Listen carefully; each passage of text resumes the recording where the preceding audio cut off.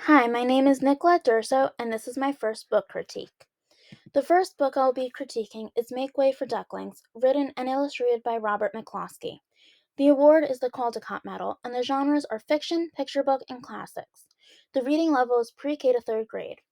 Make Way for Ducklings is about two ducks, Mr. and Mrs. Mallard. They both wanted to find a nice place for Mrs. Mallard to lay her eggs and have a nice home for her and her family.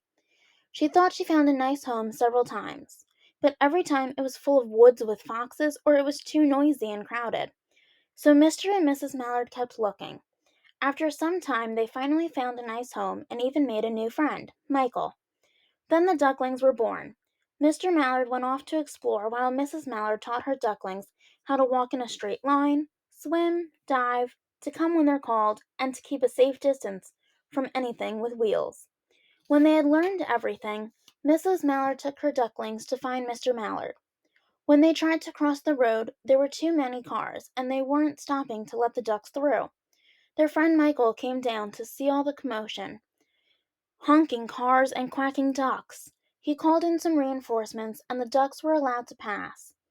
They found Mr. Mallard on a little island in a park with a pond. It was peaceful there, and so they decided to move and stay there.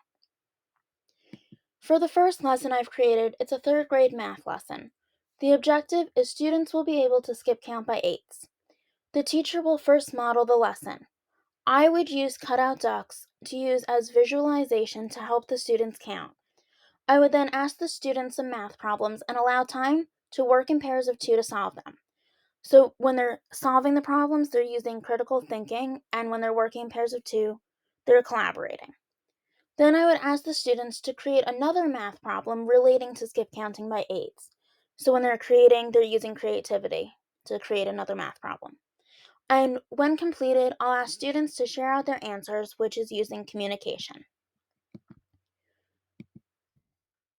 These are some examples of my math problems. So there were 8 ducklings in the book, and the math problems are related to ducks.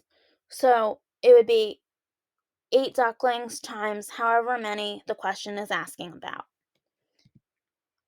The second lesson I've created is a second grade science lesson. The objective is students will list 5 facts about ducks. The teacher would show students a YouTube video about ducks, and then I would have the students go to the Padlet link that I've created. And on the Padlet link, you can see it says, "We have read Make Way for Ducklings and watched a video about ducks."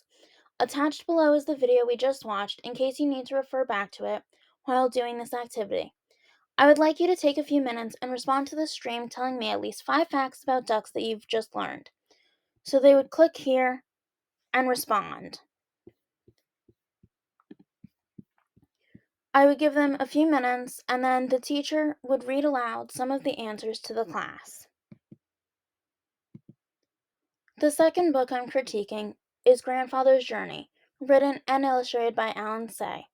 The award is the Caldecott Medal, and the genre is picture book, fiction, and realistic fiction. The reading level is kindergarten to 5th grade. This story is about a young boy's grandfather who left Japan by boat when he was just a boy. He moved to the U.S. Grandfather liked everything about the U.S., but his favorite was California. He went back to Japan to get married, then brought his wife to California. Grandfather kept songbirds to remind him of Japan, but he missed Japan. He wanted to go back, and so he took his family to Japan. Now Grandfather misses California, so he keeps songbirds to remind him of California. Grandfather's grandson loved hearing stories of California. Grandpa always wanted to go back and visit California again, but a war broke out. He was too sad to keep his songbirds. Grandfather never saw California again.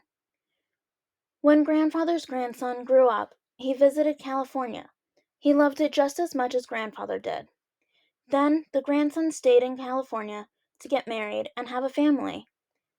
Now when he visits Japan, he misses California, and when he visits California, he misses Japan. Just like his grandfather, he loves 2 places at once. Thank you for listening to my book critique. I'll see you next week.